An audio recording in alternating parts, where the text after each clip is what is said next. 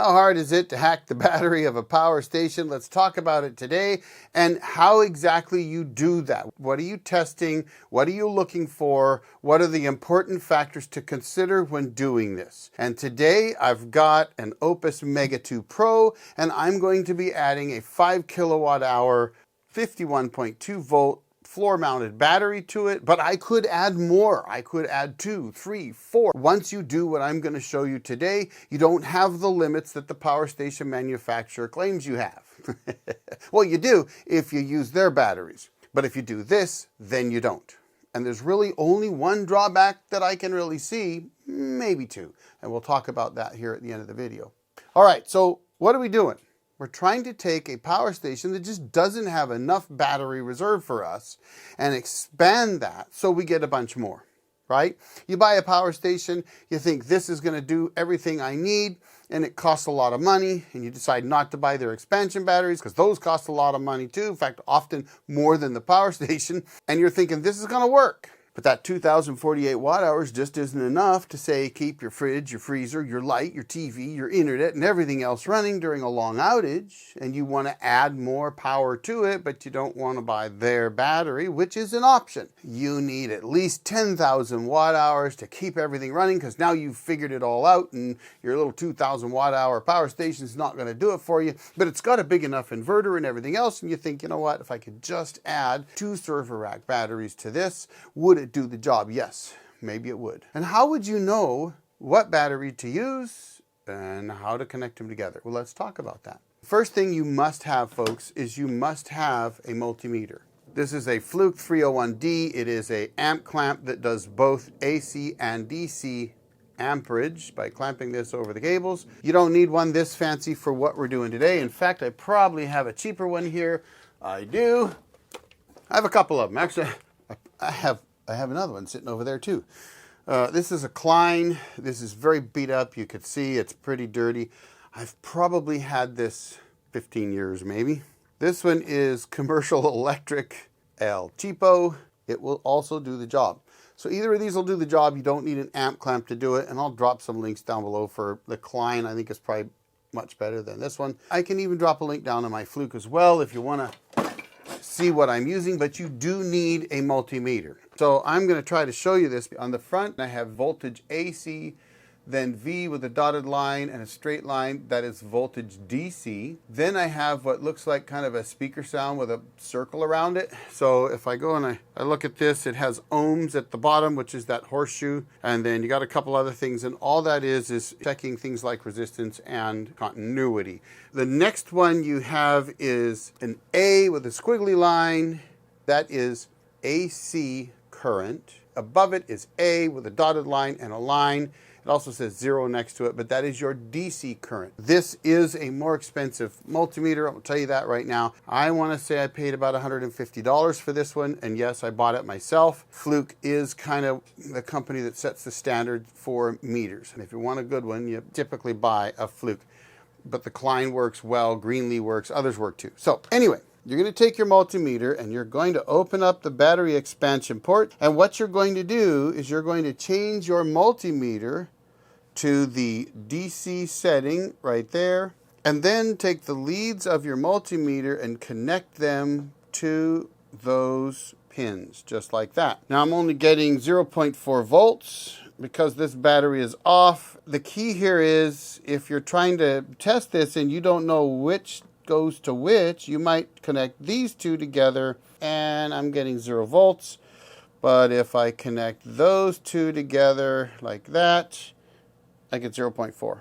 Okay, that's the first step. Now this power station is not on, and because it's not on, I would expect 0 volts. Since I had it turned on just a bit ago, that voltage will drop. It takes a little while before it'll get to 0, but it will go all the way down. Now, the next thing you got to do is find out what is the voltage of the onboard battery. So I'm going to go ahead, turn this guy on, and connect the leads up right here, like so. You can see I got them connected up. And look at that, folks, 54.1 volts. So that tells me that this has a 51.2 volt lithium iron phosphate battery. I already know it has a lithium iron phosphate battery because it says it does. And it's the most important thing for you to understand, I think anyway, when it comes to doing this, and that is you must match those batteries. You cannot use a 12.8 volt or a 12 volt car battery or a 36 volt or any other configuration of battery or combination of batteries to get that voltage. And the reason is you are paralleling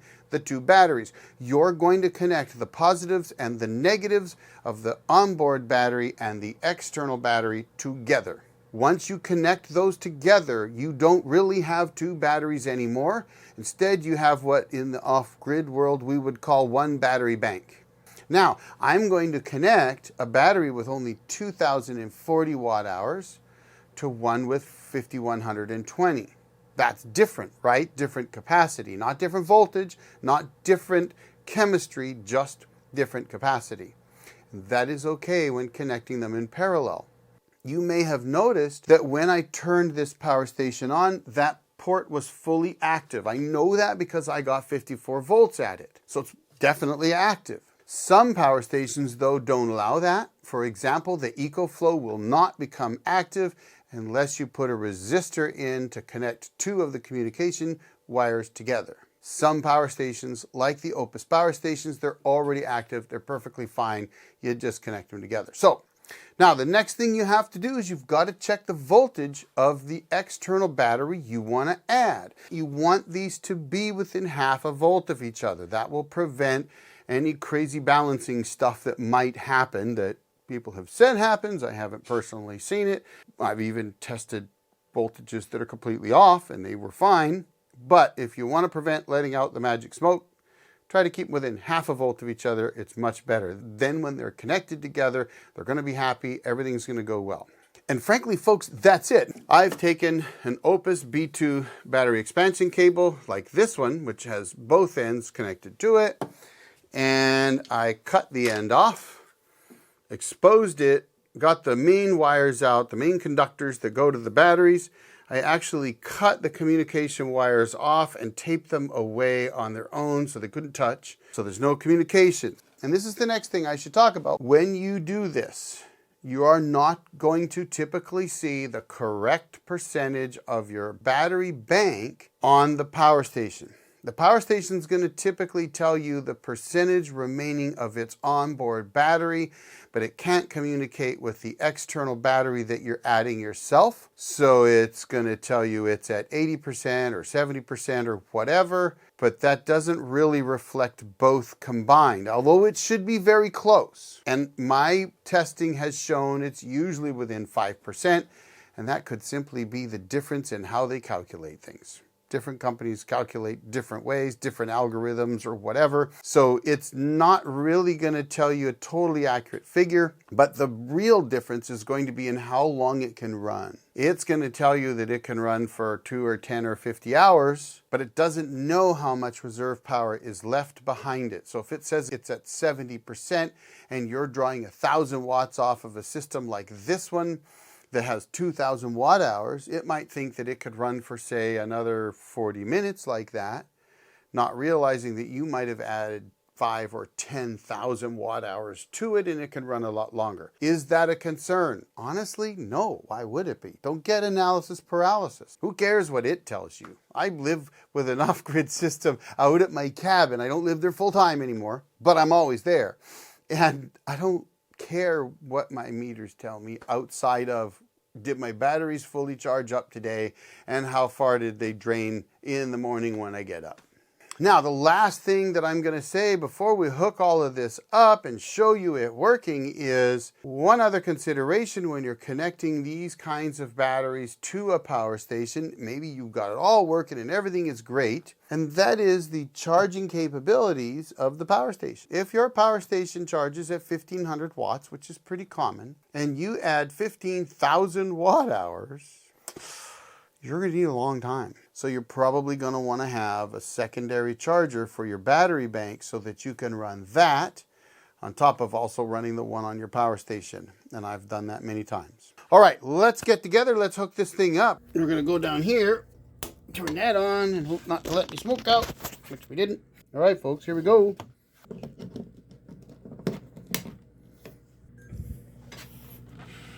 There we go, IoT. DC on. Turn the inverter on. Here we go. We're at 100%. We are going to hook something up to it. Let's hook up my ceramic heater, see how that does. I'm going to set it on the floor. I really don't want it blasting on me. So now what we're going to do, because I do have an amp clamp, is I'm going to switch this to amps DC, which is going to be that top setting up there. All right, here we go, folks. We're going to go ahead and connect this up here. And we're drawing 12 amps off of that Humsienk battery. We are running over 1,000 watts. There's my little heater down there. So 1120, 1130. It should stop pretty soon. We're at 1320 here. 13.3 times 51.2 equals 680. So what I saw is that the Humsienk battery was drawing a little over half of the total power used to run my heater. Now I was checking it on the Humsienk lead, not each individual lead on the Oupes, but you know, I should do that because out of curiosity, are they carrying half? Well, guess what? They are. Does it work? Yes, it absolutely works. I didn't let any smoke out. All is well in the world. The Oupes Mega 2 Pro works great. Connected up to my Humsienk battery. I could easily connect up more batteries to it. I'm just connecting one for the purposes of today's video. And as always, this is what I'm doing. I'm not saying you should do it. So there you have it, folks. Works like a charm. Thanks for watching. Meanwhile, I'm going to throw another video right over here for you to check out. And thanks to all my members. Thank you so much for being here and supporting the channel. I really appreciate it. Y'all have a great day. The old Jarhead out.